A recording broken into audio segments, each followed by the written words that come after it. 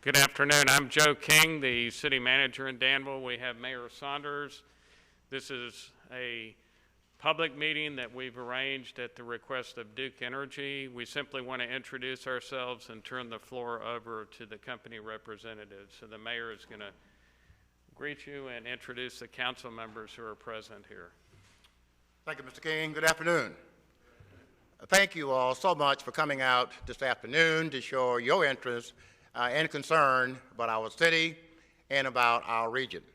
All of us are concerned, and we do know that we need information to understand what is happening and what needs to happen to continue to keep our citizens safe. At this time, I'd like to ask all council members to please stand, remain standing. We have Vice Mayor Gary Miller. Raise your hand, please. Councilman Lonzo Jones, Councilman Larry Campbell, Councilman Buddy Raleigh, Councilman Lee Vogler, Councilman John Gilstrap, Councilman Fred Shanks, and one councilman, Mr. Tomer, is out of town. From Pennsylvania County, thank you so much. I know we have Mr. Corey Hobble, Board of Supervisors, Pennsylvania County. Anyone else from the Board of Supervisors, Pennsylvania County?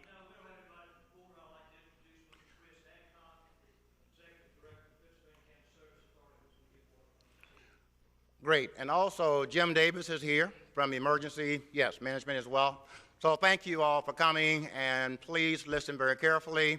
Write your question down, make your notes, because we all are trying to be absolutely certain that we can help keep our city and our region safe. Thank you. I'd like to turn the floor over to Davis Montgomery. He's a district manager for Government and Community Relations for Duke Energy, and he'll go through a presentation, answer your questions, and we have city staff people here if there are any questions of us following those you might ask of Duke Energy. Thank you.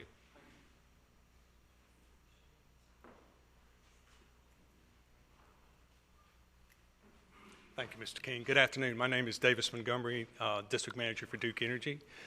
First, we want to say thank you for the folks for being here this afternoon. This took place rather quickly on a very abbreviated time schedule. We know you folks are busy, so we appreciate your flexibility in being able to meet with us today. What we have got for you today, we will provide an update on what has taken place at our ash basin at our Dan River, our retired coal-fired plant at Dan River, and we'll talk with you about that a little bit. But what we're mainly designed this meeting for is for the community leaders. We know that you're getting a lot of questions, some that we can anticipate, many that we cannot. So we really designed this meeting for you so that you can ask those questions that are important to you and your community, so you can do appropriate planning for your operations and for your community and your organization. So that's really how we had this meeting designed. Well, Mr. Newton would do a very brief update on the Dan River side, and then we'll turn it over for questions, because we do want to answer your questions here today. We realize that there are folks here from outside of the area, and our focus really has been on the folks that are the neighbors to this community and that are the local folks of this community. So we want to give you our first priority. So when it comes to questions, we'd like to hear yours first. We will more than happy to answer any other questions that come up from any of the other organizations. We'll be glad to do that at the end of the meeting, but we'd like to give the folks here from the local community first priority. Okay. With that, again, we thank you. I'm going to turn it over to Mr. Newton, Mr. Paul Newton, our State President for North Carolina and Duke Energy.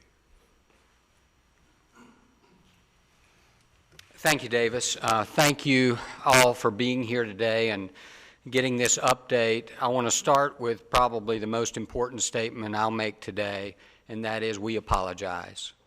We apologize for the accident that happened at our Dan River site. We are working 24 hours a day to permanently plug that leak, and you have our commitment to work tirelessly to do that. We have hundreds of people on site, including engineers, scientists, environmental experts, and I'll brief you on exactly on where we are in that process in just a moment. And the second thing we're committed to is the environmental remediation, whatever it may be, that is required for the river. You have our complete 100% commitment to make it right. So have no question in your mind about that. We take full responsibility, we are accountable, and we will make it right. So with that, let me explain what's going on, what happened, and where we are in the process with respect to Dan River. If we can go ahead and go to the first slide, please. Okay, thanks. So this is a picture of the site here. It was a coal plant that went into operation in the very late 40s. And what you've got in this picture, you'll see what we call a primary ash basin. Here's the secondary ash basin.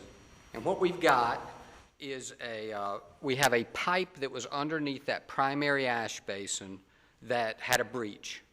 It was a stormwater pipe, so it took essentially rainwater through and underneath the ash basin and out to the river. That collapsed somehow and I'll show you roughly where that collapse was. And that then allowed ash and water from the pond, the ash pond, to reach the river. So that happened about 2 o'clock. We noticed it 2 o'clock on Sunday, and we made numerous notifications. We believe we complied with all required notifications. And I've heard that Danville wished they had gotten more precise information earlier, and we appreciate that. I think there are going to be lessons learned for all of us with respect to rapid notifications. But I will tell you, as I checked back at the site when I heard that feedback, I said, guys, what happened? Why didn't we get more accurate information at that time? And the answer was it was as accurate as we knew. I mean, it was happening real time. We told everybody exactly what we knew when it happened. So from 2 o'clock Sunday afternoon and thereafter, essentially what we knew is that a breach had occurred. It occurred in a pipe, and that we'd had an excursion there at the site. So if you go quickly to the next slide, and then we'll come back to this one.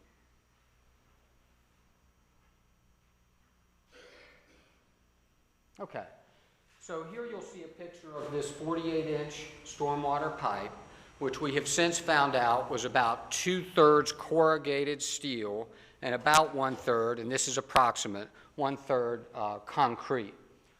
Here where it enters into the Dan River is concrete, and the collapse, whoops, I think you go back, actually, go back. There you go. The breach occurred in the corrugated steel section of that pipe.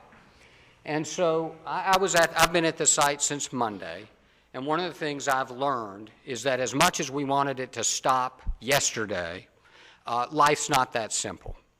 I'll give you a specific example. I mean, everybody wanted that leak to stop immediately, and all of our efforts were directed to stopping that leak immediately. But as I say, it's not that simple. For example, the equipment you need could be owned by contractors multiple states away. So we had to get everything there, but more importantly, we got to engineer things first. You can't just run out there and cap the end and think you've got it solved. And let me explain what I mean by that. So one of the ideas we talked about, just to give you a sense for the type of discussion we're having at the site at this time, is could you plug that concrete end of the pipe and just stop the flow? It sounds logical to those of us who may not be engineers, but what the engineers told us was if you do that, what you could have is that last section of concrete pipe eject from beneath the dam and make the problem worse. So what you've got is you've got very smart people working as quickly as they can, but as carefully as they can, both with respect to engineering and safety. We've been out there working at this since Sunday night, and we haven't had a single personnel injury on the site. And we're also being very careful that the steps we take to permanently remediate this don't make the problem worse. And so that's what we've been dealing with. Let's see. You can go back to the other slide if you would. So on Monday, 3 times we tried plugging the end of that pipe, not with something permanent, but with an inflatable bladder. And what happens is, there's a lot of water in this ash pond, and so when you put a bladder at this end of the pipe to stop it, at least temporarily, what we were finding is that the head pressure was such that it would just blow that plug out. And so we did try it 3 times, just to at least temporarily stop that flow, and it worked for varying amounts of time. And then what we concluded was, and as the pressure was diminishing, it's better to just leave it out. And so we did that, and as I stand here today, we're not having, at last check, 0 flow out of that pipe. The flow has stopped. What we've seen over the last 3 days is that it would be intermittent. So you'd get some, and not a rush. I don't know how to characterize it in a way that makes sense other than what I heard from one of the engineers, which was it will either be stopped or it'll be a trickle, but it's not like what happened, say Sunday and Monday. So what we've done as part of the remediation plan is we're getting the water off the breached part of the pipe. So the pipe breach is right in this area here. In fact, you can see this 200-foot crane here if you look carefully. And what we were able to do is to lower a 2,000 gallon per minute pump down there to get as much of the water off that broken pipe as we could. That then allowed us to, we've put in, at last check, about 5,000 tons of stone through this side of the dike in order to allow excavation equipment to get there and reach down around that broken pipe. So that's the process they're undertaking right now. And they're finding a low part of that area in order to pump out additional water and just completely expose that pipe. So again, there's no flow at this point, and as we get water away from it, there'll be nothing to go in that pipe, is the plan. And so then, once that is exposed, the breach in the pipe, the plan right now is to put plugs on either side of that break. And by the way, this was a 48-inch stormwater pipe, so rainwater was going through this pipe underneath the ash basin and into the Dam River. We have diverted all other water sources away from this ash pond. So except for rain from the sky, there's no other water coming in this ash basin to create pressures, to create problems, to create additional ash flow. So if you think about Sunday, Monday, you think about a situation we felt it was very unstable. We couldn't predict what was going to, when we were going to get flow out of that pipe. Today, as we stand here, it's much more stable. We've gotten a lot of that water volume off that pipe, off the breach in that pipe, so there's not that head pressure that's pushing ash into the Dam River. Much more stable. So then when we get those bladders in there, those plugs in there on either side of the breach, then I would say, I feel like, and I'm not an engineer, but very stable at that point. We're going to, some people who are at the site will be able to keep track remotely, and the operations people, environmental engineers, scientists will stay put, but much more stable. And that's going to happen in the very, very near term. I can't give you an exact time as to when those plugs will be on either side of the break, but it's going to happen sooner rather than later. Once that occurs, we're in a position to permanently seal that pipe. And right now, the engineering is preparing to come in from either end of that pipe. So they've engineered caps that allow you to run grout with the cap in place. So they can run a long grouting instrument, and as they bring it back out, it will leave grout behind and completely seal that pipe. So that's the plan at this point, and what the engineers have to do is they have to be flexible, because in real life, what's happening, you can get 2 steps forward and 1 step back. So we have to be flexible and see what they see when they uncover that pipe and take it from there. And, I don't know how far they got today with respect to removing the water from the pipe, but that they're making great progress on that. So let's go ahead one quickly again then to the next slide. And let's make sure I've covered everything here. The water that's being pumped from the primary ash basin is going to the secondary ash basin. and there's room and margin to accommodate that. This plant has been decommissioned since 2012, and that actually made it a better situation for us. It had less water and less ash than it otherwise would have had. And let me give you some data, some specifics around estimates on how much ash made it to the river, and let me give you a comparison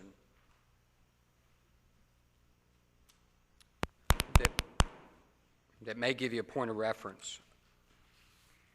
So the primary ash basin here is approximately 27 surface acres.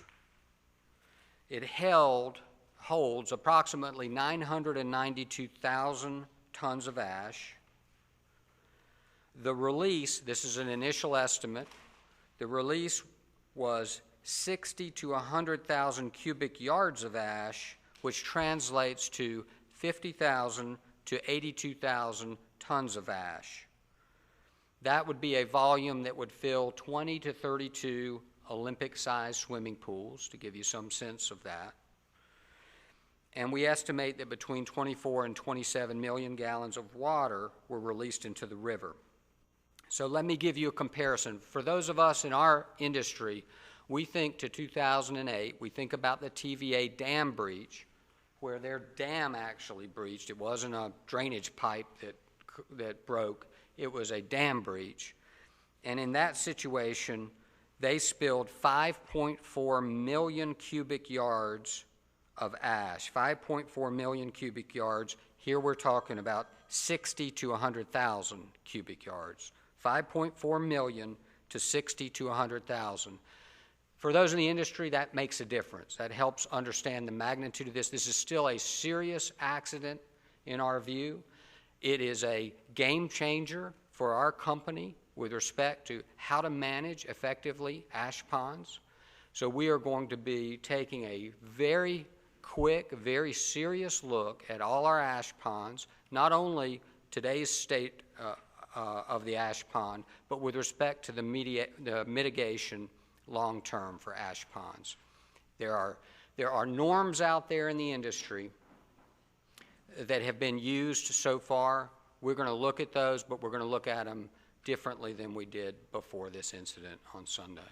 So we expect to have a lot of help with respect to how we finally mitigate these ash ponds, particularly here at Dan River. We welcome that, and we welcome additional continuous communications with those who are interested about what we're doing, why we're doing it, and whether others believe that that's adequate. So we look forward to that dialogue.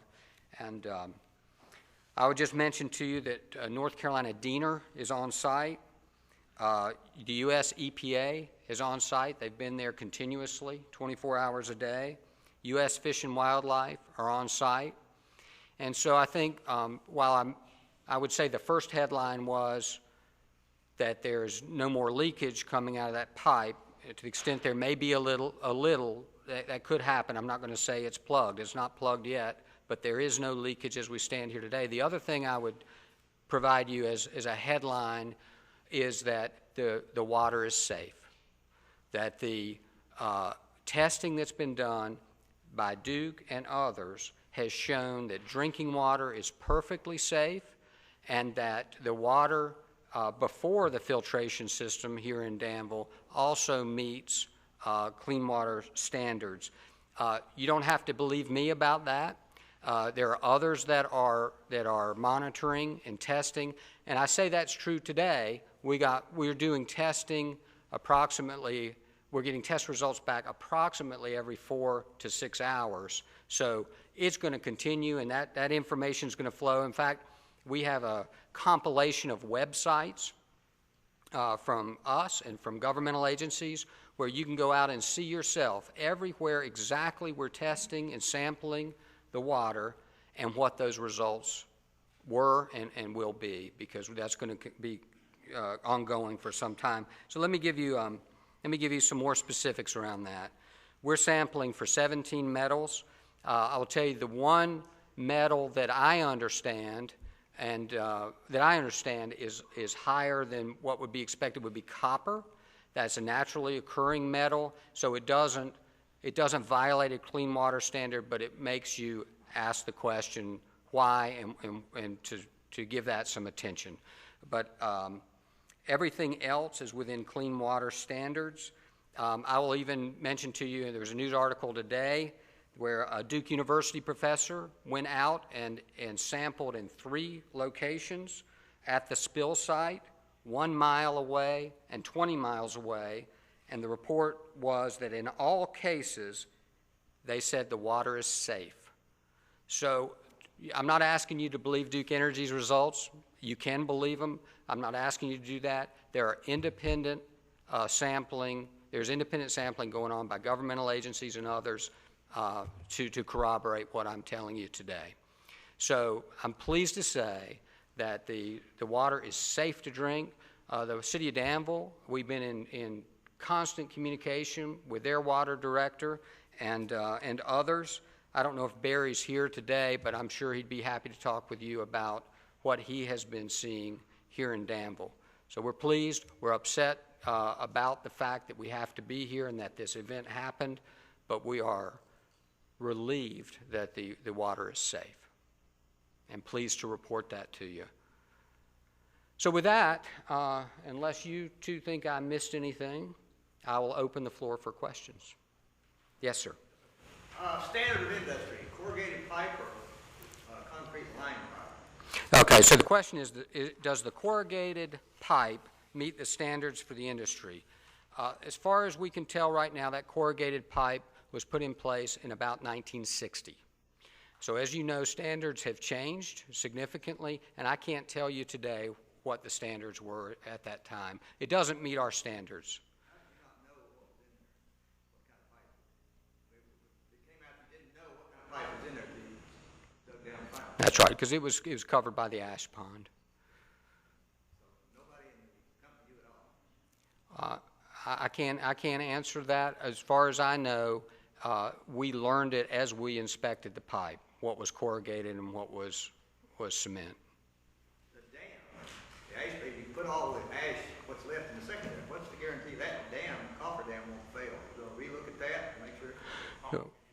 Yeah, so the question is, are we inspecting and making sure the dam is safe? And the answer is yes. So we have a constant ongoing dam inspection program, and we're very cognizant of that. In fact, back to being safe, we're not putting water in that secondary ash basin without ensuring it's either consistent with an existing permit or getting the correct permits to do it. So we're not acting, again, we're trying to be careful enough not to do anything that's going to create more of a problem. You say you're going to make it right. Does that mean downstream right, clean up the environment? But besides making this right, what are you going to do to make it right for all the cities and the water and ecosystem downstream? Yeah, so the question is, what does making it right mean with your commitment to make it right? And that depends on what is best for the environment. We will do whatever is best for the environment. If the answer is leave it alone, because all you'll do if you dredge it is stir it up and make matters worse, then we'll leave it alone. If it is to dredge it, we will dredge it. And anything in between.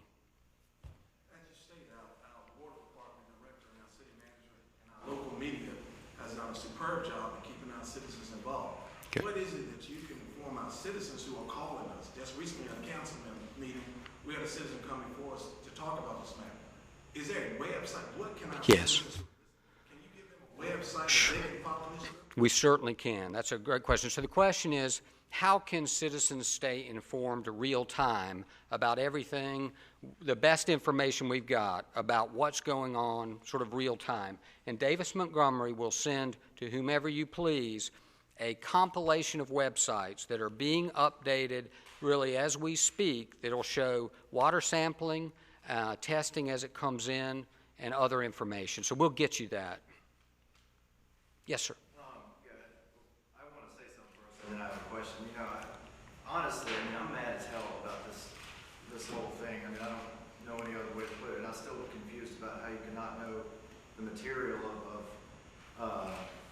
the pipe that was there. And, you know, we've got people in this room who've spent several years promoting our river, and you know, the river's a big part of Danville, and and, you know, what we believe in. We've got the Riverwalk Trail, and we were designated a scenic river by Virginia. Now we've got a river that's 50 shades of gray out there. I think it's, you know, it's a black eye for our area. But again, to bounce off the question Dr. Miller asked, then the pipe, when was the last time it was inspected? How often is it inspected, and when was the last time it was upgraded?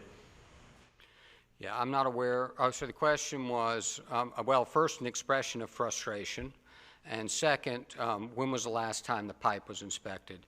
I understand your frustration. I appreciate that. I apologize. The company apologizes for this happening. Shouldn't have happened. We're better than this, so we're going to make it right.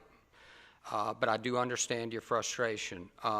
With respect to the inspection of the pipe, I do not know, standing here, when the last time it was inspected. I don't know the answer to that, but we'll try to get that for you.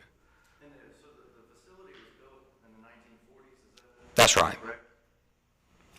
This is not the original pipe system, I assume. But I mean, at some point it's been upgraded, I would think. Do you know? Yeah, we believe this pipe was, the question was, this pipe's not from the late 40s when the plant opened, is it? No. We believe this pipe was built in like the early 1960s. And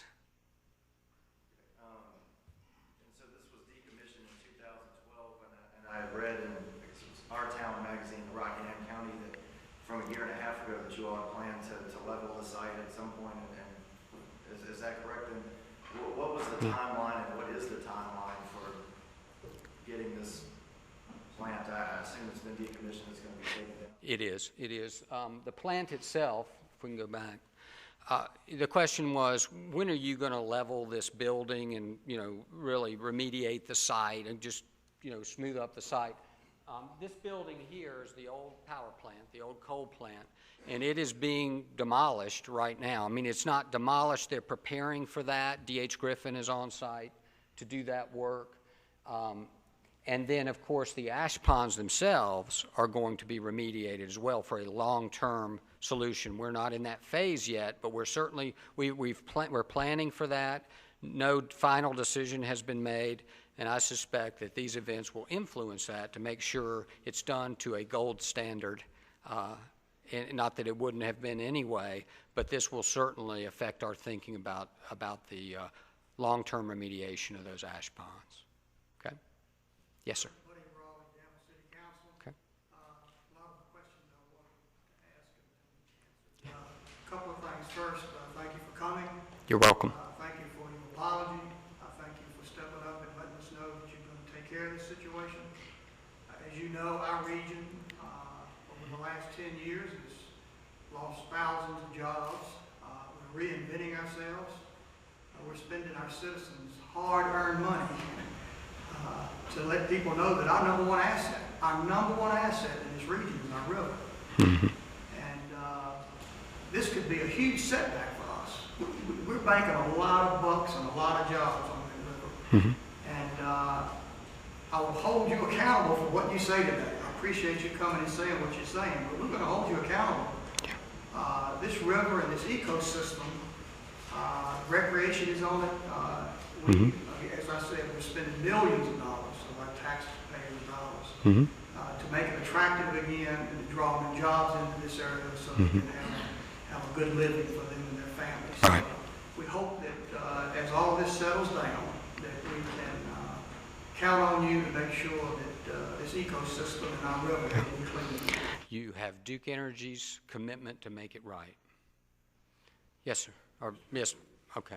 This lady's been waving her hand back there. I'm sorry. We'll come right back to you. You're saying about the levels that have been tested along the way at the site, a mile down river, 10 miles down. I understand you're saying they're coming back to normal. My problem is with heavy metals. We know that you also said that you're going to figure out how to clean it up, and it's best to let it settle and stay rather than kicking it back up, and you want to do that. My question is a chain of food, a food chain. When we're dealing with a river and we're dealing with a fish, we're dealing with, all of these chemicals that are being left down the bottom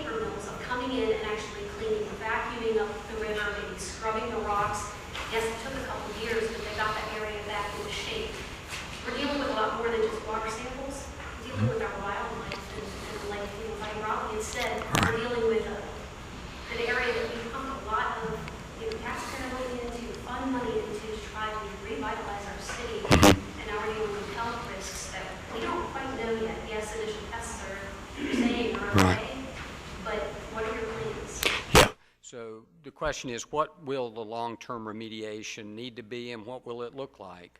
What are our plans? And our plans are evolving. As we learn more, we will know what the plan will be, and we'll do that in consultation with the U.S. EPA. We'll do that with Diener, and I think it's just too early to know what needs to be done, but it's on everybody's radar, we'll have to have scientists who understand the food chain aspects of this to give us the right advice on that. But again, you do not have to worry about whether we'll do what needs to be done. Once it's understood what needs to be done, Duke Energy will do it. Yes, sir. Barry County City Council, thank you so much for being here today. My Sir. question is, I didn't hear you say just how bad the toxin is. Okay. Yeah, so I can give you a couple of specifics on that, if you'd like. Okay, and secondly, in reference to the piping, you will be checking the pipe that is not burst and to replace, since you still will be operating. Okay. So 2 questions here. One is, can you give me more specific on toxins, measures, levels? Second is, are you going to be, since you're using the pipe, will you be remediating that pipe to make sure it's safe to use? So let me do the second one first. We are not ever going to use this pipe again. It is going to be sealed for eternity as soon as we can get that grouting in there.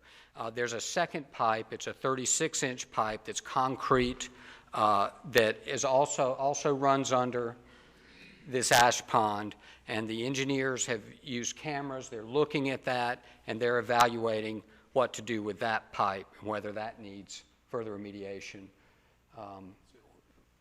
Yeah, so that's right. So it's under the small end of that ash pond. So good question, and that pipe will never be used again. So then the question was, give us a little more detail around what the sampling is showing around toxicity.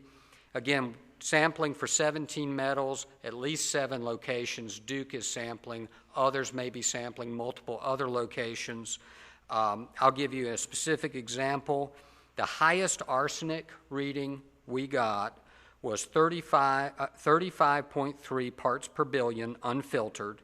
State surface water standard for unfiltered arsenic is 50 ppb. So the highest we saw was 35.3 ppb. Highest, the surface water standard is 50 ppb. From a filtered perspective, the highest reading was 3.43 parts per billion, and the standard for drinking water is 10 parts per billion. Let's see. In terms of, then that's the specific that I've got.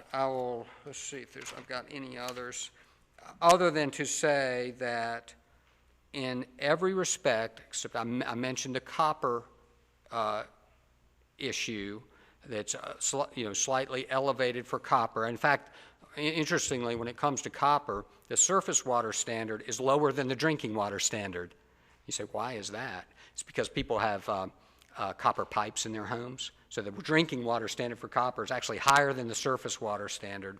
And that surface water standard is sort of just a flag. If it's above that, you need to pay attention to it and find out why. So we have tripped that flag on copper, but nobody believes, to my knowledge, there's any health hazard associated with that. And so with everything we're sampling, first for surface water standards and drinking water standards, it is safe. That is that's every piece of information from everybody who's been sampling, unless there's something new today that I missed coming over here, it is safe, including Duke University's measurements and sampling confirmed it is safe. So it should not affect, I don't believe it's going to affect recreation or drinking water at all. Can I follow up with one more question? Certainly. At any point, should the citizens have been notified that they should not drink the water? No, sir, not to my understanding. To my understanding, the city of Danville never had an excursion in its drinking water that made it unsafe to drink, ever. even when the plume came through Danville of the ash, its water system handled it perfectly. And there was a question from a gentleman here that I bypassed earlier. My name is Fred Shanks. I'm in Danville City County. Fred. Also a civil engineer. Okay. Can you give us some information about when you determined where the breach in the pipe was? Well, that actually sort of self-revealed. So when the water started to leave the ash pond, it sort of slurried into a single location. So we knew approximately where that breach was by the formation of this little slough right here. So we knew that the breach was in that location. And at that time, we knew it was corrugated metal pipe. We knew early on. We didn't think it was much. We then found out it was about 2/3 of the length.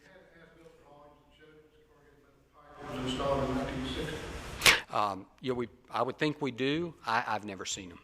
I have just two more questions. Yes, sir. Was there any effort to plug the pipe once you knew you had corrugated metal pipe upstream in the ground, below the field? Well, because that was talked about. You really couldn't do that. You couldn't plug the upstream pipe with the water there and any flow of water. I actually asked that question of our engineers. Why don't we just pour concrete down there? And he says you can't do that. It will just simply flow. And so we've got to build a box around the broken pipe to really manage that end of the break. So that's what they're doing right now. Thank you. 100% remediation of the river is what you stated earlier. And we can count on that. My question is this. The city water treatment folks have experienced a great deal of cost, including getting rid of what they clean out of the filter system. Yeah. Will you make that good? Yeah, so the question is if this event has increased the cost to the city of Danville's water supply system, will we make that good? Yes, sir. You're welcome. Yes, sir.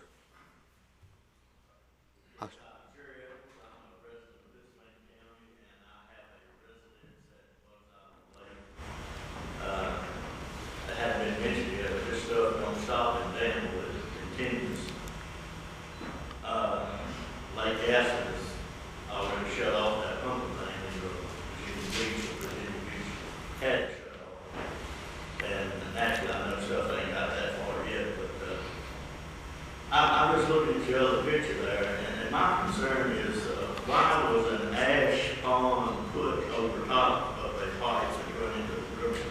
I know you can't answer that because unless you was there in the 60s, but I look at that thing and that is just a accident waiting to happen. Do y'all have any of these other ash ponds in other locations that might be similar? So good questions. The question is, do we have any other ash ponds that have a corrugated pipe or any other stormwater pipe underneath them? The only one we've identified is in Wabash in Indiana that would have a pipe underneath it, so they're obviously inspecting that. And then there was also the question about what about Carr Lake and why did I think Virginia Beach shut down their water supply. And as I understand it, there's no belief among the scientific community involved in this that believes, at least to this point, that there's any reason to be testing beyond Carr. I think from Carr Lake this way, it's being tested. Virginia Beach was on the phone last night, and as I understand it, I'm not going to put words in their mouth. You can call them and check. There are other reasons that they just thought it was prudent to turn off their pumps. There was no, this did not create the predominant reason for them to do that. Okay? Yes, sir. Statement and to the question. The statement is the governor of our state called me yesterday about 3 o'clock as pressing concern. And he has spoken with the governor of Carolina about the same matter. Yes. So the state is watching this, as we are as well. And I concur with the question comments made by council members earlier. In your response to one question, you said, quote, "It's too early to know what needs to be done." Say more about that. Yes, we know what needs to be done in the near term. And we're doing it with everything we've got, sparing no expense, with contractors from multiple states. Longer term, there's an open issue about what's the best thing to do with any of the residue from the ash pond that went into the river. What do you do? I don't have the answer to that today. Again, it's sort of like, do you go plug that pipe just because it feels good to do something quickly, or do you engineer a solution? The same thing is true with what is the ultimate remediation. It could be you leave it right where it is and you don't disturb it. That's the best thing to do. But I don't know that. It may be to dredge the river, or it may be something in between, and we will be prepared and we will do whatever the right solution is. But I don't know today what that would be. I think we can, Sure. Any time frame has been expected? I don't know what that time frame is, but we will get back to you on that and give you an expected, when we would have a complete remediation plan. I don't know quite how to measure that. Not. I think it would be nice, but that kind of hanging out there. Yes. Also, Fair when point. you say that as you speak, the leak has stopped. That's correct. Okay, and the water is safe. How long will you continue to test the water after this accident to make sure that the water is still safe on a long-term basis? Yeah, I think we'll continue indefinitely at this point. I don't know how many spots we'd continue to test, how long it would be, but I would say, standing here today, we will test indefinitely to ensure it remains safe. And I will say, too, that every day that has passed, the water quality has improved at every measure. So the right immediately after it happened were the highest readings we got in terms of impact to water quality. Again, all of them that were better than drinking water standards, better than surface water standards. So at the worst of the event, the water was still safe. But we will continue to monitor, and again, every day that's passed, the readings get better and better. And yes, sir, in the green shirt. You guys will leave it alone and not have to dredge wherever it's in that money. But if you do leave it alone, this is a statement question. If you do leave it alone, you have a natural disaster, you have an earthquake like we had, would that type of natural disaster happen? Would that not kick up all the stuff just like not leaving it alone would do? So the question is, if the result, the long-term solution is to just leave it in place, wouldn't a natural disaster of some other kind stir it up and create a problem? I don't know the answer to that.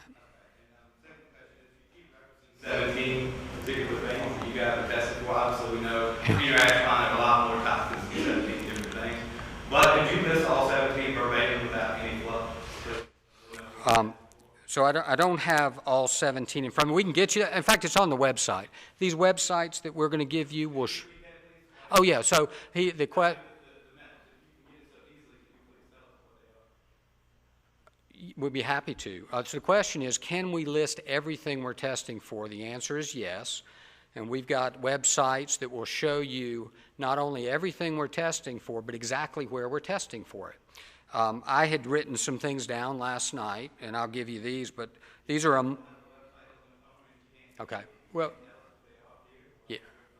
We can do that. We can do that. Give him a few minutes. We'll go to other questions, and my colleague will pull up what we're testing. 50 years ago, the old Matthews plant salt was copper dams road, still mercury in the river. 50 years later, there's still high concentration, limiting fish consumption. 50 years later, so letting it sit there doesn't solve the problem. It poisons the ecosystem.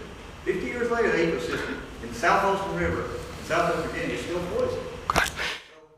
You're sitting there with another accident waiting to happen. That second coffer dam, that second basin, you're putting ash into it.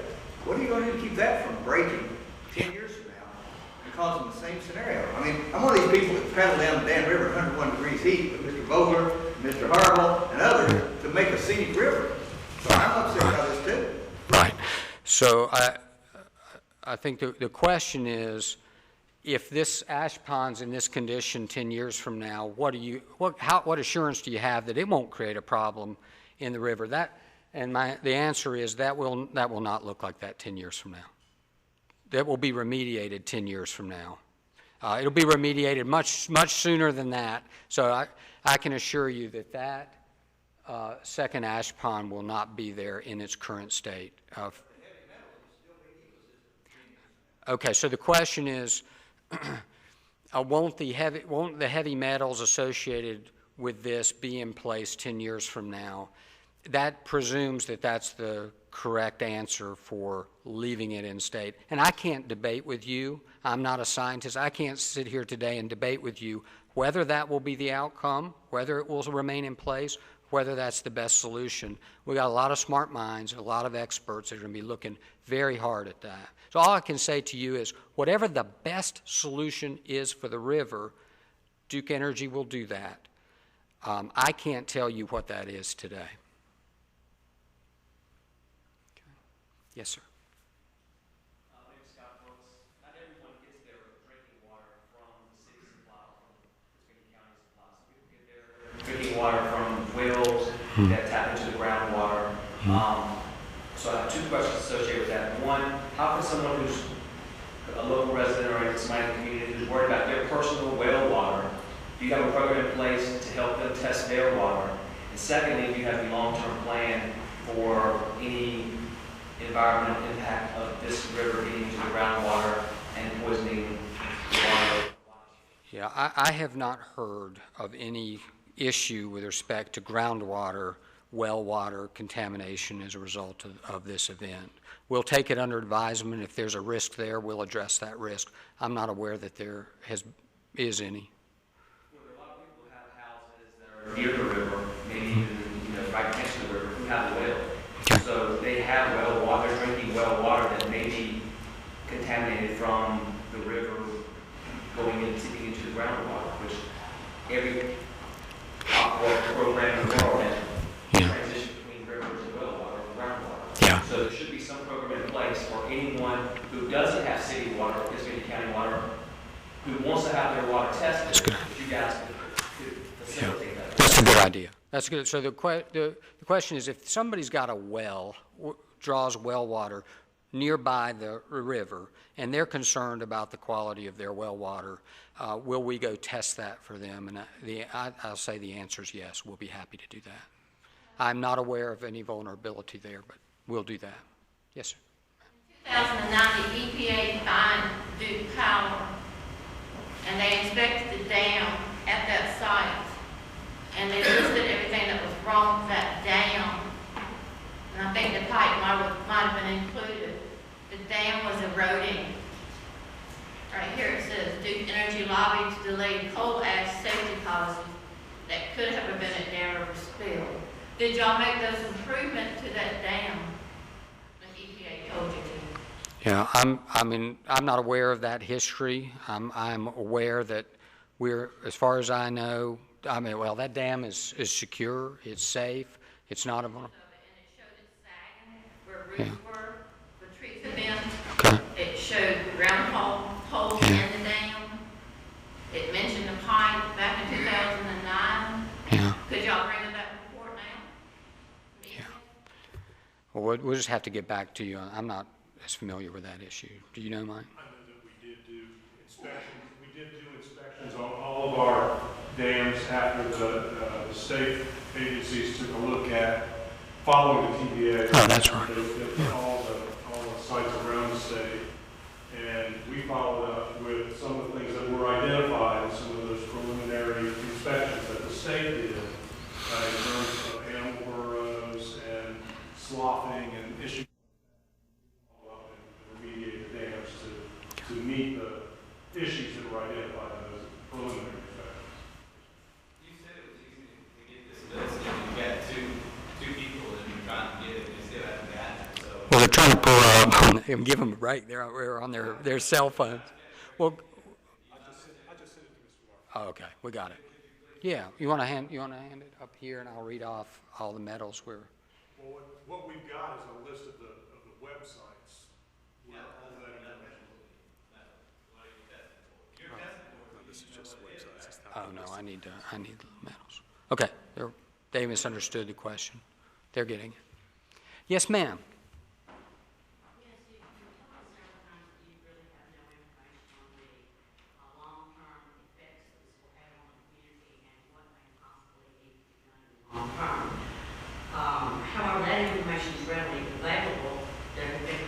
spills previously. I read yesterday a lot of information about the spill in East Tennessee and the Tennessee River. That article stated that yes, their public water supply tested clean for the first 2 weeks. 2 weeks later, increased levels of arsenic, lead, selenium, and mercury were noted in the water. The article did not give a number, but it quoted the word tremendous fish were killed. It did not name other wildlife. So you do know, you do have experience in what the long-term effects are and what we're going to be facing here. If I can read it online, Duke Energy certainly has that information. You're going to face a long and arduous process. Do wildlife preservation groups need to come in and start getting our ducks and our geese and our animals and cleaning them and relocating them? Or are we going to suddenly in a week have millions of dead fish floating in our water or trapped in the sludge? You do know what the effects are. And you need to tell us truthfully what we are about to face in the weeks and years to come. Dan River stopped dumping chemicals in our river, and it has taken us 20 years to get the river where it is now. It took my lifetime to see wildlife return to this river. Fish, turtles, foxes, and eagles, wolves. And now in my lifetime, it's gone evil. Thank you, Duke Energy. Please be truthful and share with us the information. As I said, if I can go online and get it, and we'll certainly have the capability to provide us with the facts that we're seeing. Okay. Thank you for those comments. So the question there is it true you really don't know what the long-term effects are because of the TVA spill showed what long-term effects could be, and that's available on the website. That TVA website we're making available in this compilation of websites. We're certainly very aware of TVA's situation. The release at the Dan River site is less than 2% of the TVA release. So quantities are vastly, vastly different. Does that mean that the impact is going to be vastly different? I think so, but I don't know so. We're going to need experts to look at this and guide us through what the proper remediation will be. If it takes years, we're there for years. We're here. We'll take care of it. Thank you for that question. Any other? Yes, sir. Oh, I'm sorry. I'm sorry. Okay, we'll go here and I'll come to you. Open this dialogue, and I hope it'll be the influence in the days to come. I'm Corey Harwell from the Board of Supervisors, and also the Pennsylvania County Service Department. So we, the county too, along with the city, are very interested and concerned about the quality of the drinking water. It's number one, that's not the only concern. Since we purchase our water for part of our citizens of the county, and we would like, and listen to you today, to some of the concerns, I think it would be the responsibility of you to get in touch with every locality from that site to Virginia Beach and have your website linked to theirs, where each jurisdiction can have a link to the localities, and that way they can see what questions they have to talk to their representatives, councilman, or the board of supervisors. That's a great idea. I guess I'll play more role in this than just that, but beyond that, I own part of the river. I'm under the King James. So I have a concern that I have a boat ramp, I have a recreation area there for the church groups and Boy Scouts, anybody that's group organizations that like to use it for recreation. So, you know, I definitely will be in touch down the road in the cleanup, because my liability, since I own that road in those banks, my liability starts with the people that I let come on. And I won't pass that liability on to you. So I just want to make you aware that, you know, this is not a thing that's coming in the river and you working with EPA and, you know, the state water control board and everybody else. I mean, this concerns a lot of property owners.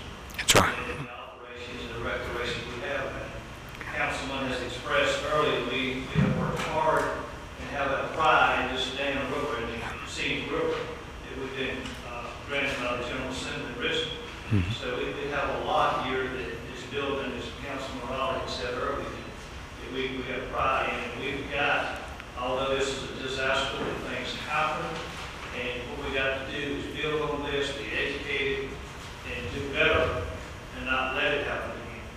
My last question is, what facility replaced this old one that's been shut down in 2012? Okay.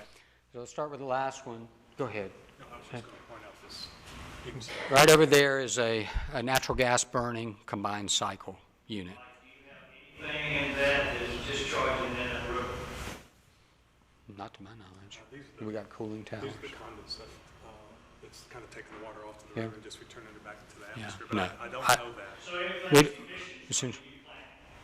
That's, Everything goes into the atmosphere. that's right. Those are cooling towers right there, and Water, anything running into it could be, but there's no ash being created by a combined cycle gas plant.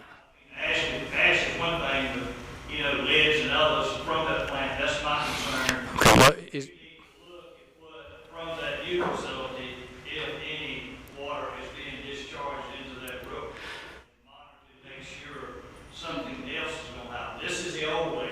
You in the new way, but that don't assure us that nothing can't happen with that. And that's what we need to be looking at now. This is history. 2012, shutting down is going to be demolished. But we need to look at the future, what you have built, and how that will impact the river and quality of life. Yeah. So the question is, is the combined cycle a risk to the river? And that combined cycle has all relevant necessary permits, and to the extent there are any discharges, I think they're minimal compared to a coal plant, and it's fully permitted. It's been fully reviewed, and it's safe for the river. I mean, it doesn't. You can make that statement, it's been fully permitted. You got a speed limit too. It's been posted. That's why they do it simple, that you can run up the speed limit. There's nobody's monitoring it, you don't do it. But you permitted it, but, all this other was permitted too. But it happened, and I think that's a precautionary measure you need to look at for what you have in the future. Okay, thank you for that comment. Two other questions were whether we could provide these websites so that real-time information would be available to every community along the river. We're happy to do that. We've done that, I believe, with many of them, but we will do that. We will do that. We'll provide them proactively to any community who wants these websites so they can keep track. And the second of the three questions was, how should I be thinking about my recreational use of the water, and could it impact my land value and so forth? And all I can say is what I know, which is what the sampling results are showing. The sampling results are showing it's safe to be in the water, to use the water, just as you always have. That's all I know to say to that. And that's where we are. If it changes over time, we're going to let you know. If it were bad news today, I would be giving you that bad news about the water sampling. Fortunately, it's good news, but if it were not, we'd let you know. If it changes, we will let you know that. Okay, copper, zinc, cadmium, lead, selenium, arsenic, that's a subset of the metals. Copper, zinc, cadmium, lead, selenium, arsenic. I'll give you, thank you. Perfect. All right, here's the full list. Arsenic, chromium, copper, lead, selenium, zinc, and these are the metals we're testing for, and they have all been within safe drinking water and safe surface water standards, and we talked about the copper. Selenium, so arsenic, chromium, copper, lead, selenium, zinc, mercury, aluminum, boron, calcium, manganese, potassium, magnesium, iron, sodium, bromide, and chloride. Would you like this? You're welcome. Any other questions? Yes, sir.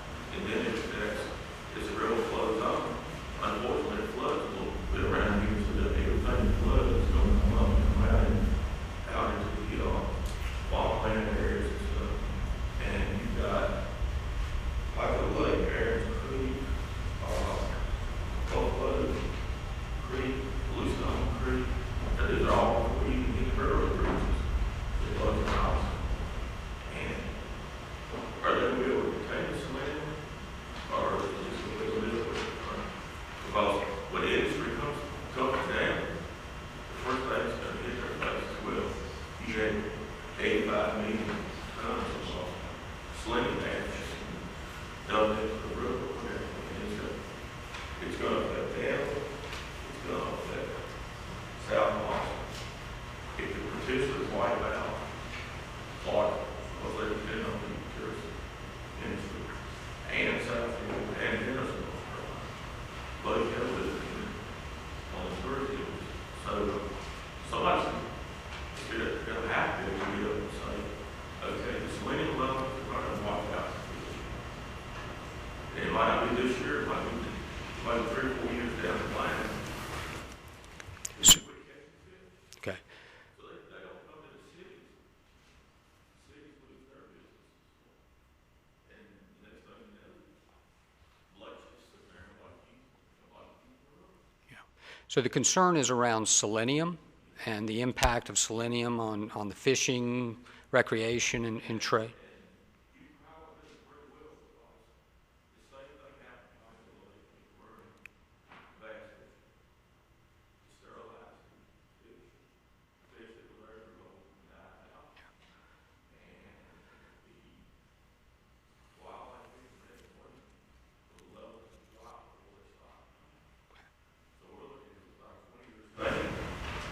Unless you want to go skiing or something, that's not the reason to go. I mean, Gene Farmers industry, they know this happens, because it happens later. So I don't, again, concerns about selenium and the potential effects of selenium. The website we're going to provide will show you the testing and sampling results for selenium throughout this whole period. I did notice in the newspaper article about the Duke University professor that they found 0 selenium. Whether that's an accurate report or not, I don't know. I don't know what our sampling or EPA or North Carolina DENR has shown, but that will be made available. And if it has an impact, we will track that and we'll work it.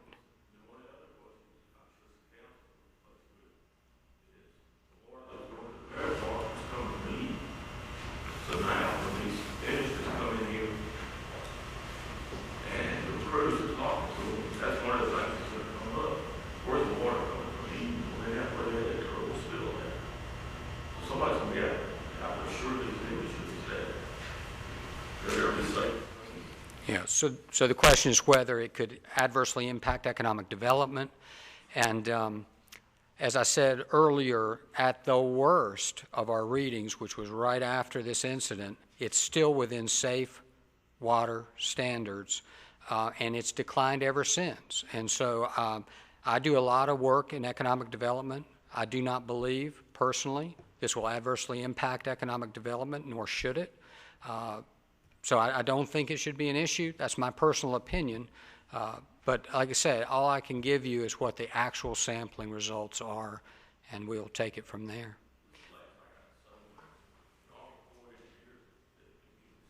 This is one more stone that dropped in 4 and 9. We'll give them more trouble. So, you should get this grant. I'm sure they will appreciate it. Thank you. Yes, sir. I'm Andrew Lester, Executive Director of the Local Basin Association. We want to thank you, obviously, for coming and keep us up to date what's going on. You're welcome. The Danville Basin is a portion of the Roanoke River Basin. Our basin goes all the way to our Atlantic section. My question is, can you clarify how your sampling is done? Do you just do surface sampling? Do you do bottom sampling? Do you do channel sampling? On the banks? This is very, it seems to me that we want to do all of those in order to get a full picture of the impact. Yeah. I don't personally know how they do the sampling. I'm not a water scientist. I will tell you, not only is Duke sampling, but EPA is sampling, North Carolina DENR is sampling, and I believe U.S. Fish and Wildlife. So the techniques are going to be proper techniques. People who are completely disinterested and they only want to know what the impacts are, if any, are doing the sampling. So I think you can rest assured that there's nothing improper or incorrect about the sampling methodology. And I will say too that our lab, which is at the McGuire Nuclear Station, has been was the sort of the soonest to turn around results. And of course, it's one thing for Duke to report results to potential skeptics. It's another if those results corroborate pretty well, line up pretty well with others. And North Carolina Diener's first set of results that came back lined up very well with what we were finding. So that's going to give independent corroboration for what the levels are in the river. Okay. Yes, sir. I have one final question, and then one of these gentlemen kind of juggled my mind, and I'm sure we all get questions with some of the questions that was asked today. But since I have a road water and it floods, I have 138 bottom and 118, and I've seen the 38 bottom where I can take the canoe right out and didn't know where the river was. But my question to you and Duke, and your responsibility, usually in March and April, we have a lot of rainfall and we have floods. And it floods the land. Right now, if what I heard today, the focus is drinking water in the rivers. What about when the river gets out and all this ash comes onto the farmland where I'm raising cattle, where I'm having recreation, people, humans, kids, watering in the grass, and you're exposed to this? Is this been looked at to have some soil samples now, and then later, when the river gets up and floods, have a soil sample to see if there's a threat and doesn't change? This is the things I look at. It's not. I want to see something to prevent the next step and to have precautions. The city of Danville's got parks on the river that flood. And this playground, this is vital. Yeah, so the question is, will flooding create problems for the area where the flood occurs and then the water recedes, right?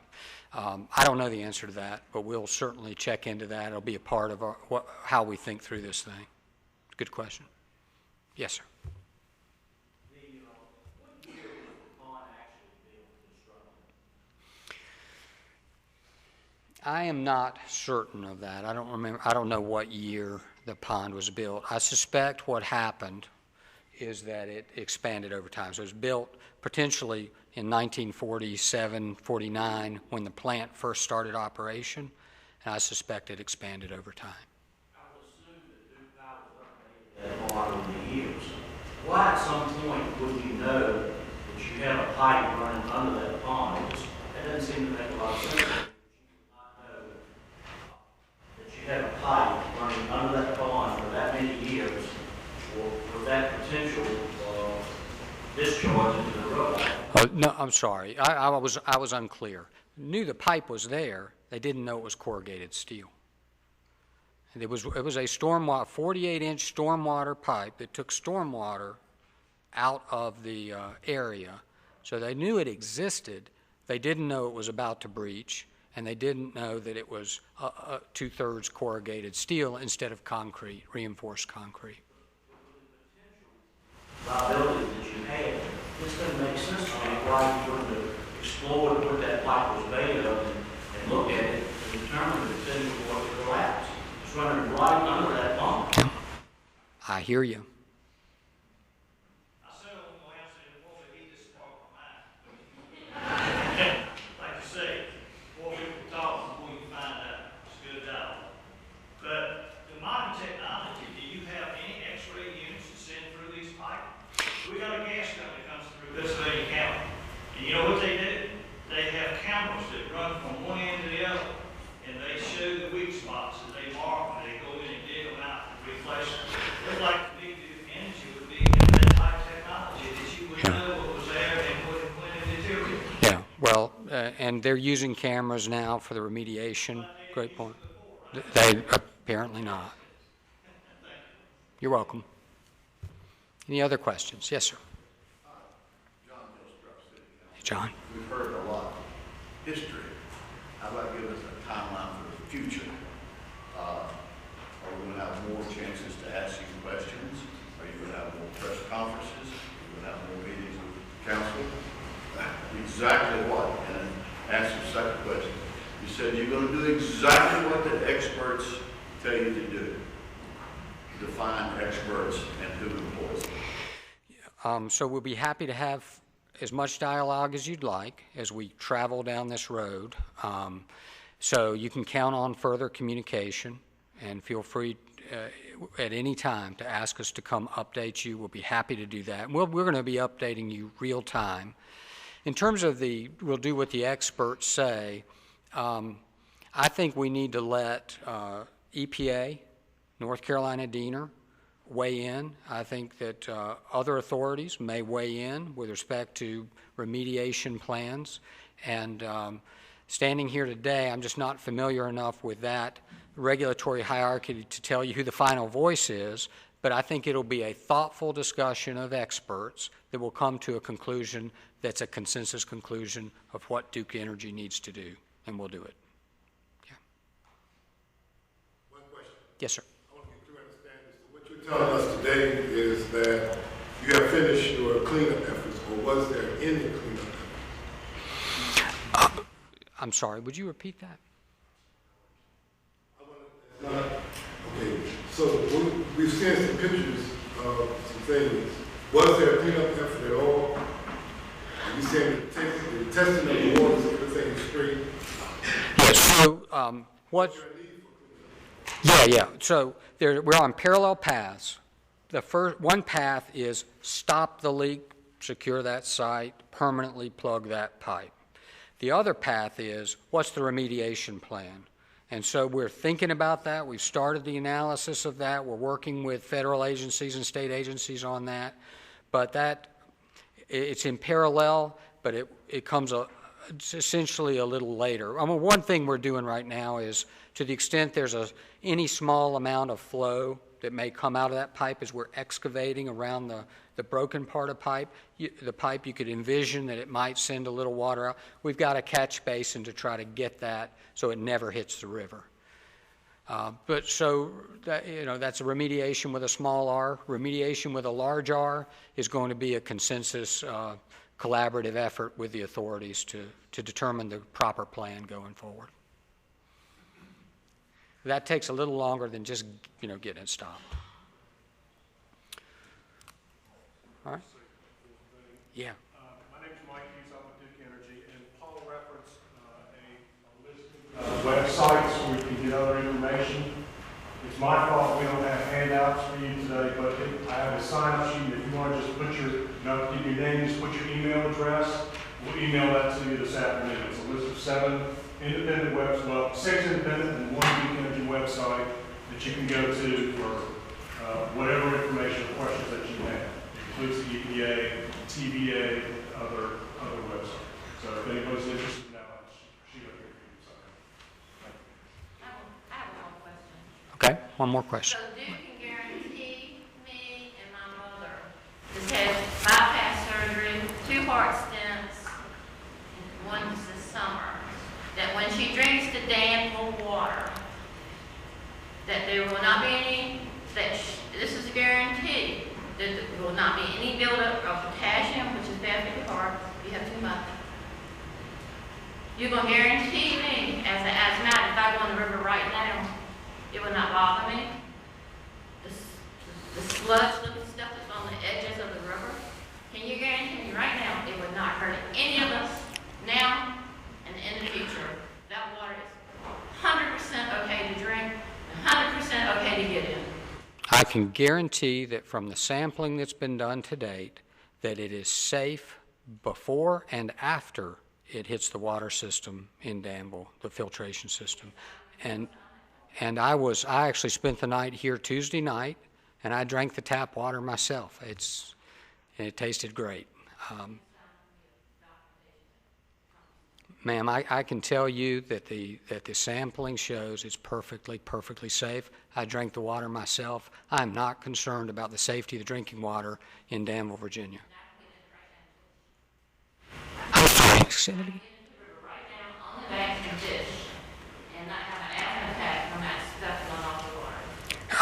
I do not believe there's anything in that water that will give you an asthma attack. I believe you can fish safely in that water. I believe you can get it on your hands and be fine.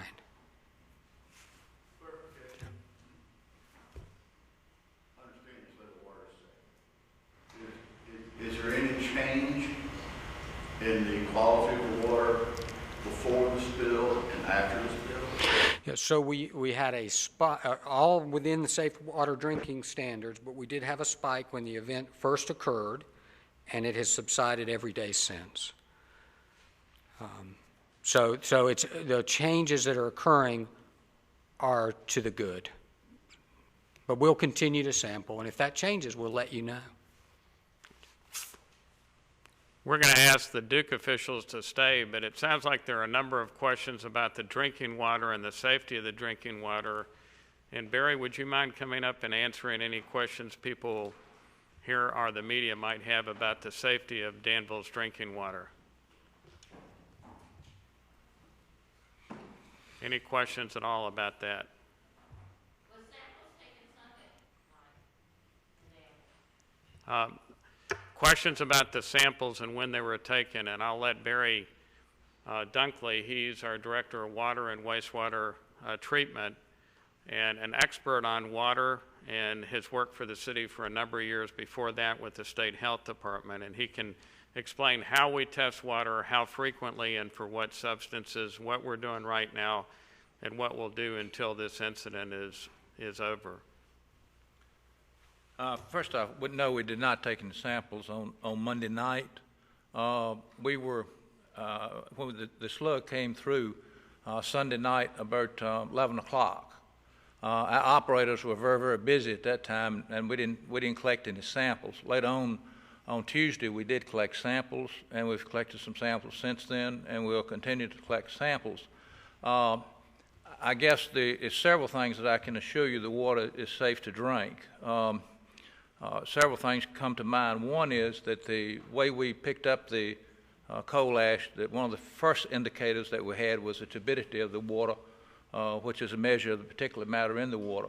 That spiked, went up to over 400 before, and on Sunday afternoon it was around 7 turbidity, if you will, real clear as far as raw water goes, but as clear as Dan River gets.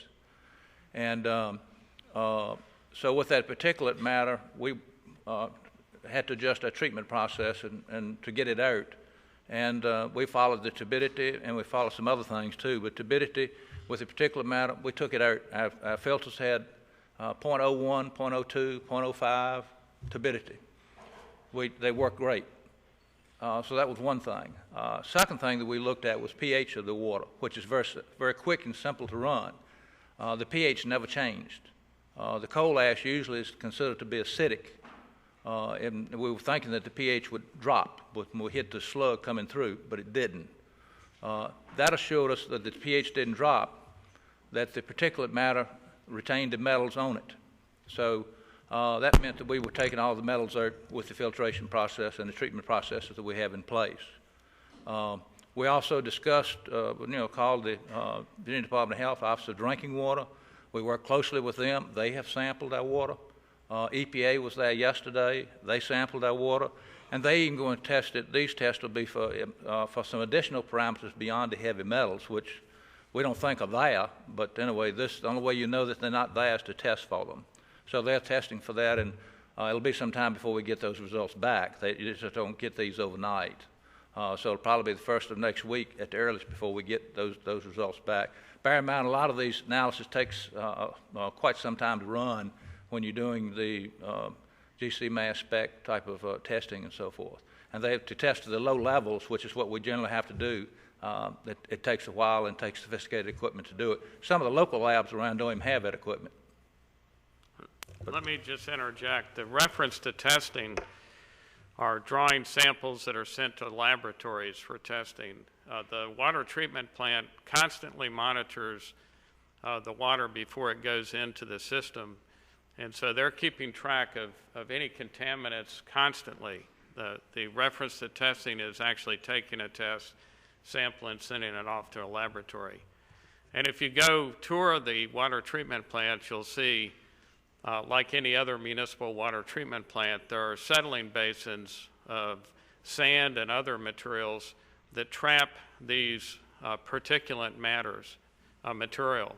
And even on a good day, the Dan River has a lot of mud, and those particles are trapped in the sediments, and through a series of filters, the water runs through layers of sand and other materials. So the ash itself is really no different than mud as far as how it's treated in the water treatment plant. The concern about metals and other substances caught up in the ash are very troublesome, so we have to be careful about testing the water, but the ash itself has been successfully treated through the normal filtration process. Yes. It,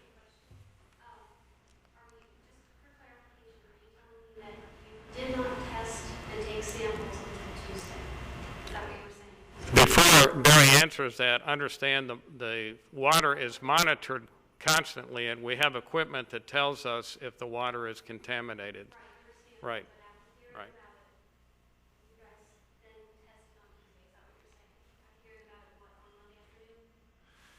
Yes, we didn't test on Monday afternoon, and again, we felt confident about the treatment process we were doing.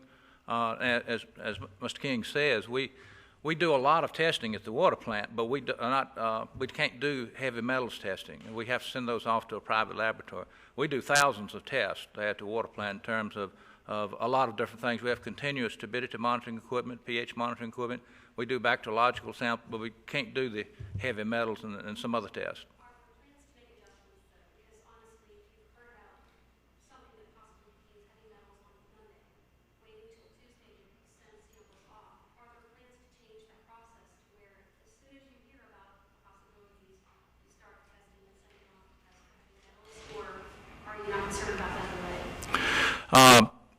Good question. I think that we would always look to the future and grab samples probably sooner. Again, we were trying to find out. We'd never had coal ash, okay? So we were trying to find out what was going on. Again, we knew our treatment process was not compromised.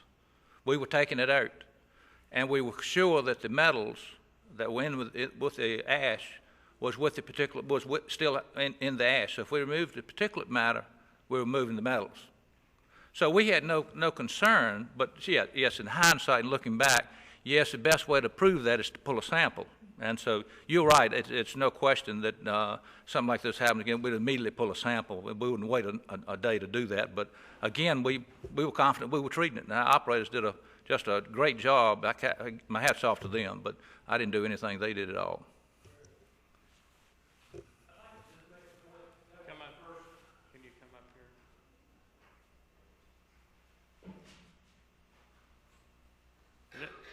This is Alan Johnson, who runs the water treatment plant. I just wanted to say that was the first independent testing that the city of Danville actually was doing, was that sample that went out on Tuesday. Duke was already providing sample results, doing testing on their own, but we decided we wanted to do some other independent testing for the city of Danville. So I didn't want you to get the impression that the testing was not being done until Tuesday morning. Testing was being done, but this was the first of our independent testing that was actually collected and sent out. So, good point. Thank you. Don't go away. Yes, sir. Shuttered water plant 4. In fact, I was down there yesterday. Yes, sir. Talking with you. Two concerns I have. When did you first hear from Duke that there was a spill? And then when did you notify city officials and more importantly the public that there might be a problem? I know you like to not concern the public, but it's deja vu. We just went through this 2 years ago with a E. coli spill, and there was a delay in getting the word out. Wouldn't it be better to err on the side of caution and say, we got a spill, this may not be a problem, but you might want to be taking precautions, rather than wait until you know the extent of the spill? It's no question. Dr. Muller, you're exactly right. I'd have to plead, yes, that's a great comment. We should have, we got some statement out, but it may not have been as early as that people would have liked, I'm sure. But let me put it in perspective. We got notice from Duke on Sunday evening at about 5:30 that there had been, they suspected a spill. They told us that they didn't think at that time that it had gotten to the river, and they could not characterize the nature of the spill other than it involved coal ash, the size of the spill, or anything. At 11 o'clock Sunday night, the treatment operators started seeing ash coming through the raw water and were successful in treating that ash and removing it from the water. Looking at all the equipment they had, there was absolutely no indication that the water was unsafe. It met and exceeded all standards.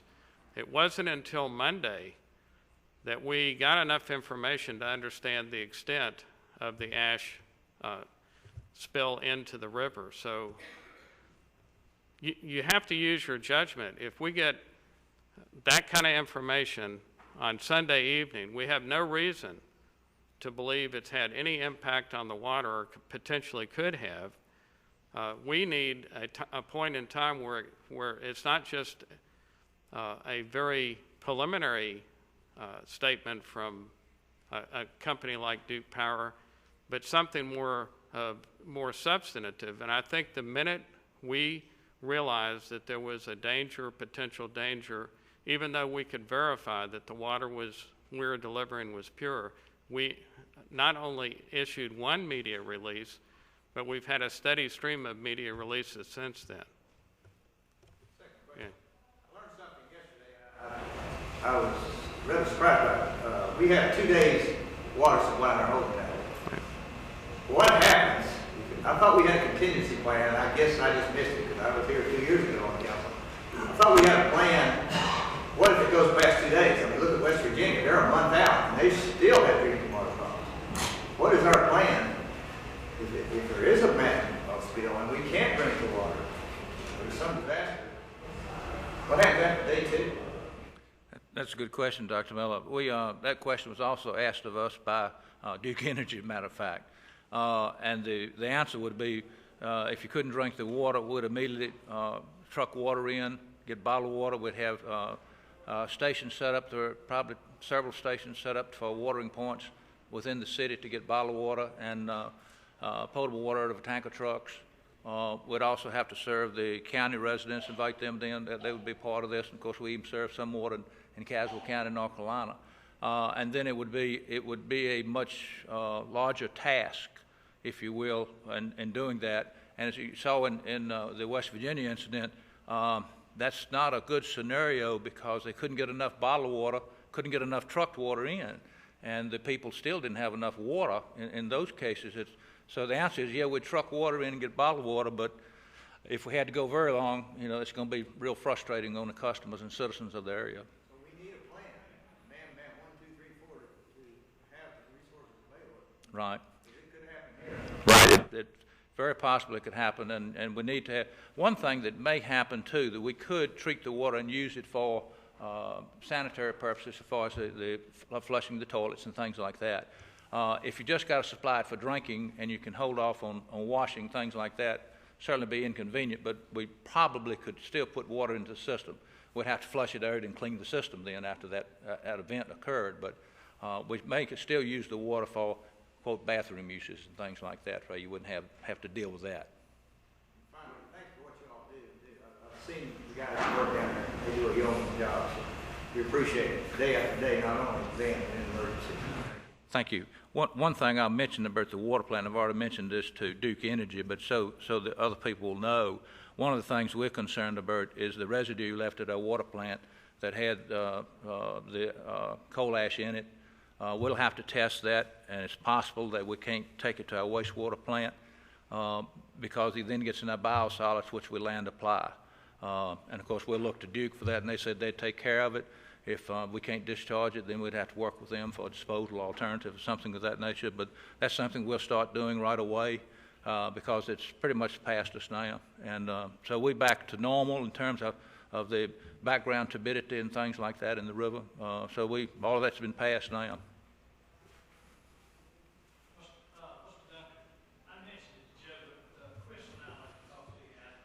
Okay. As far as like, we're just going to disregard what they said as far as quality of life along the river. If I want to take my son swimming in the river, or do a kayak in the river, I mean, what do you When did the state say? Yes, Stacy. The state advised, they have an advisor and have a website, and I can share that with people if they so desire. The state has a website identifying coal ash release for the Danville area, the Virginia Department of Health, and I'd encourage everybody to go on that website. But the one thing they did say about that I remembered is that you shouldn't get the material on your hands. It could irritate your skin, okay? So they did say that in that, and it's a 2-page thing. You can go on Virginia Department of Health, and anybody can call me, and I can give you that website. I don't have it memorized or anything, but if you need that website, I'll certainly give it to you. But it is specific to Danville, which I really appreciate them doing, and that was great. I thought that was a great thing to do. But it is available, and anybody that needs that, I'll be glad to give that website to them if they call me. Pardon? No.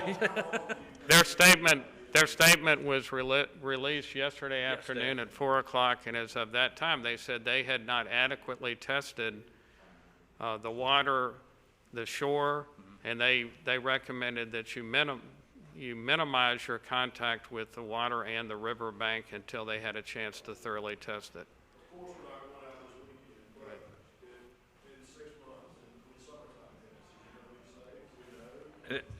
I think that's going to be covered with Duke Power with our assessment that'll be done, because I doubt if we have an answer to that, because they are still testing. I know the Health Department said in terms of advisories for eating fish. Now, we'll remind everybody that there's currently an advisory out there for fish based on the PCBs and mercury levels. So there's already an advisory in place, so they say they're evaluating it, but I don't know that they'll change that advisory, because PCB and mercury is probably going to be just as bad, if not worse, than anything else that's in there with this coal ash. I'm sure that the Duke Energy folks will stay around for anybody who has any additional questions. I just want to point out that we have been broadcasting this on River City TV, the city's public access TV station, and we'll repeat the broadcast several times over the next couple of weeks. So if friends or family in the community want to hear what you heard today, they'll be able to tune in and see that. Thank you.